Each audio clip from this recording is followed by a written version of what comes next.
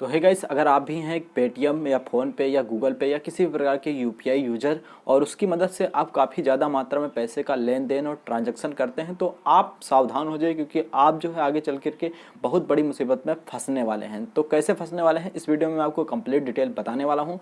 तो वीडियो को लास्ट तक जरूर देखिएगा क्योंकि आपको इसमें बहुत सारी इन्फॉर्मेशन मिलने वाली है। तो गाइस, यहाँ पर अगर आप फ़ोन पे यूज़र हैं या आप गूगल पे यूज़र हैं, किसी भी प्रकार का आप यूपीआई ट्रांजैक्शन करते हैं, यदि आपका कोई शॉप है या कोई भी आपका जो है ऐसा ट्रांजैक्शन है जिसमें जो है आपको कुछ पैसे का बेनिफिट मिलता है और आप जो है अपने खाते में पैसे को ट्रांसफ़र करते हैं, फिर उसके बाद में उसको निकाल करके दूसरे को देते हैं और उसमें से जो है थोड़ा बहुत आप कमीशन लेते हैं, तो आप काफ़ी आगे चल करके फंसने वाले हैं। कैसे आप हमको आपको बताते हैं।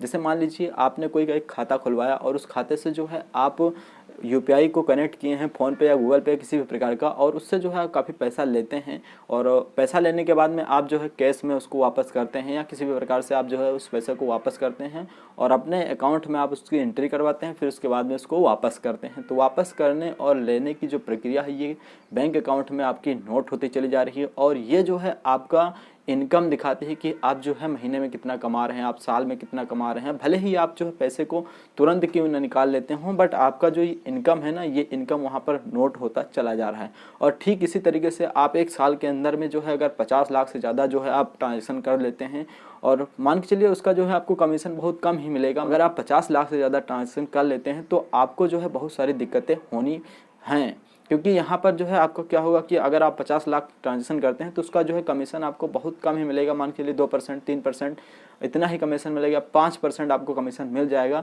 बट आगे चल करके आप जो है बहुत बड़ी मुसीबत में फंस जाएंगे जिसमें आपको जीएसटी पे करना होगा।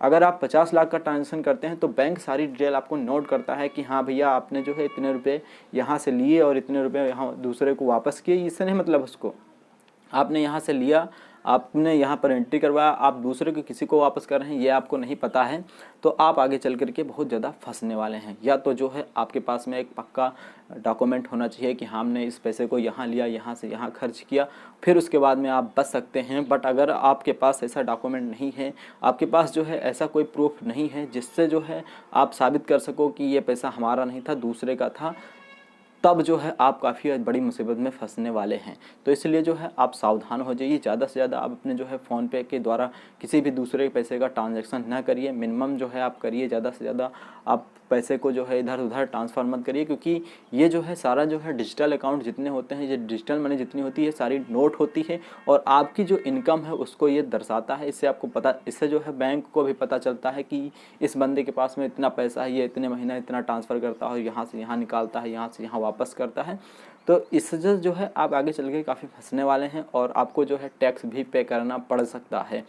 तो आप सावधान हो जाइए। ये जो है बैंक का नियम भी है। अगर आप पैसे को जो है बैंक में एंट्री करवाते हैं, एंट्री करवाने के बाद में आप भले ही इसको वापस कर देते हैं, किसी को निकाल करके दे देते हैं, तो आप जो है उसमें फंस सकते हैं, क्योंकि आपका साल का जो है टर्नओवर कितना हो ये बैंक जो है नोट करके आपको जो है टैक्स देने के लिए कहेगी।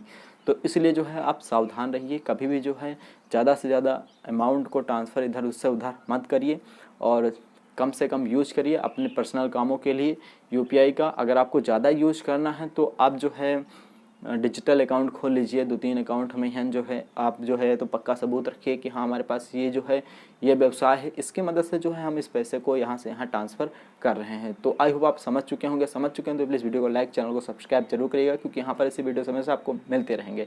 तो चलिए फिर मिलते हैं नेक्स्ट वीडियो में। तब तक के लिए जय हिंद, वंदे मातरम।